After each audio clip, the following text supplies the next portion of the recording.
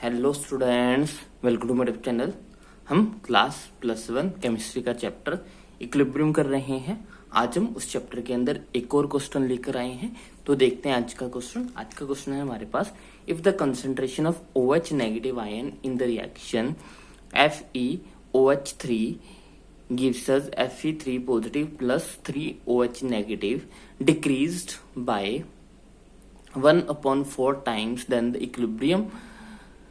then the equilibrium concentration of Fe3 positive will increased by। हमें बोला जा रहा है कि एक रिएक्शन है, उस रिएक्शन के अंदर हमारी अगर OH की कंसंट्रेशन जो है वो 1/4 जो है वो कम हो जाए तो हमें जो है वो इक्विलिब्रियम कंसंट्रेशन बतानी है Fe3 पॉजिटिव की, वो कितने टाइम्स इंक्रीज होगी। तो अगर हम इक्विलिब्रियम कांस्टेंट का एक्सप्रेशन लिखें इसके अंदर, तो जो हमारे पास इक्विलिब्रियम कांस्टेंट होता है वो होता है हमारे पास प्रोडक्ट्स, कंसंट्रेशन ऑफ प्रोडक्ट्स, क्योंकि इसका कोफिशिएंट 3 है तो कोफिशिएंट जो है पावर में चला जाता है, divided by concentration of reactant.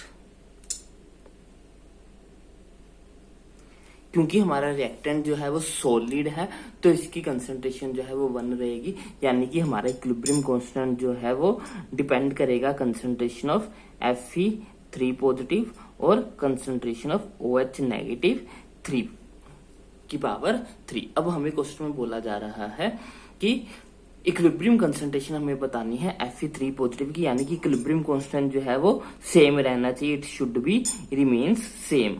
अगर ये सेम रहना चाहिए रहेगा, इट मीन्स कि हमारे पास इधर जो भी चेंजेस आएंगे वो ओवरऑल चेंजेस जो है वो एक दूसरे को कैंसिल करने चाहिए, तभी आंसर जो है वो हमारा सेम रह पाएगा, तभी Kc की वैल्यू जो है वो सेम रह पाएगी। यानी कि अब अगर हमारे पास OH की कंसंट्रेशन 1/4 टाइम जो है वो डिक्रीज हो गई है, यानी कि हमारी कंसंट्रेशन जो है 1/4 हो गई है, तो इसके ऊपर जो है वो हमारे पास क्यूब भी आएगी, क्योंकि इसकी कोफिशिएंट 3 था तो इसकी पावर 3 रहेगी।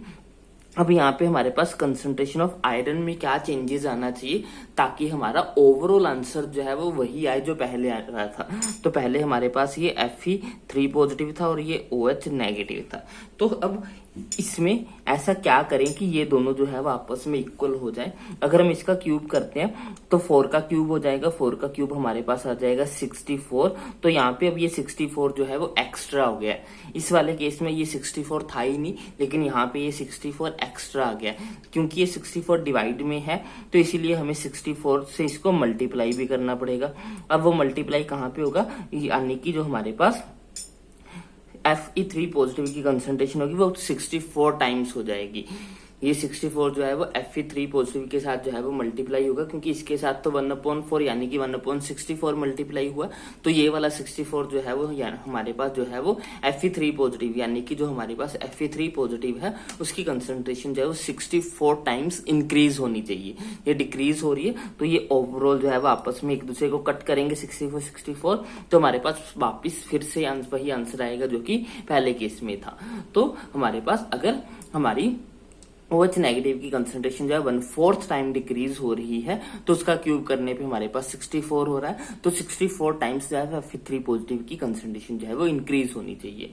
तो ये था हमारा क्वेश्चन। यहाँ से हमने ये सीखा है कि अगर एक की कंसंट्रेशन जो है वो 1/n टाइम्स जो है वो डिक्रीज हो रही है तो दूसरे की जो है वो n की पावर x टाइम्स जो है वो इंक्रीज होगी।